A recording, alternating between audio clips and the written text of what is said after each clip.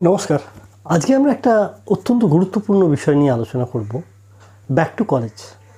প্রায় 2 বছর তোমরা বাড়িতে থেকে পড়াশোনা করার একটা অত্যন্ত নতুন অভিজ্ঞতার সম্মুখীন হয়েছ এবং তাতে করে জুম, গুগল মিট, বিভিন্ন মিডিয়ামে নিজেদের মধ্যে কথাবার্তা আদান প্রদান, শিক্ষা লাভে ব্রতী হয়েছিলে এবং তাতে দেখা গেছে যে পারস্পরিক যে সম্পর্ক সেটা নতুনভাবে ডিজিটাল প্ল্যাটফর্মে তোমরা বজায় রেখেছো এবং কলেজ বন্ধ, স্কুল বন্ধ, শিক্ষা প্রতিষ্ঠানগুলো বন্ধ, যাতে করে আমরা একটা নতুন দিগন্তের মধ্যে দিয়ে এসেছি।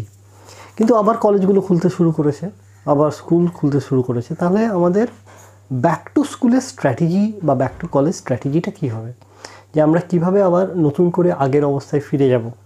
এই 2 বছর যে একটা নতুন মাধ্যমে পড়াশোনা, এটা কি আমরা একদিনেই আবার কলেজে গিয়ে মানিয়ে নিতে পারবো, না সেক্ষেত্রে আমাদের কিছু কিছু অসুবিধা হবে, অভ্যাসগুলো ইত্যাদি ইত্যাদি। তা সেই নিয়ে আজকে আলোচনা, যে ব্যাক টু কলেজের আমাদের কি কি পদক্ষেপ নেওয়া দরকার। প্রথম হচ্ছে, আমরা প্যান্ডেমিক থেকে অনেকগুলো শিক্ষা লাভ করেছি। প্রথম শিক্ষা লাভ হচ্ছে সেফটি ফার্স্ট। সুতরাং নিজেদেরকে সুরক্ষা ব্যবস্থা নিজেদেরকেই দিতে হবে। কাজেই মাস্ক, এটার কোনো বিকল্প নেই। যেখানে যাবেন অবশ্যই যেন মাস্ক থাকে, একটা অন্তত সার্জিক্যাল মাস্ক, তারপর একটা কটন মাস্ক অথবা N95 মাস্ক, এইটা পরিধান করা অত্যন্ত গুরুত্বপূর্ণ এবং জরুরি বলে আমরা সবাই মনে করি। নেক্সট হচ্ছে, মাস্কটা পরার একটা নিয়ম আছে। নোজ প্লায়ার থাকে, সেটাকে একটু চেপে দিতে হয় যাতে করে পুরো মুখটা এবং নাকটা ভালোভাবে ঢেকে থাকে। নাম্বার 1, খাওয়ার সময় ছাড়া মাস্ক খোলা যাবে না।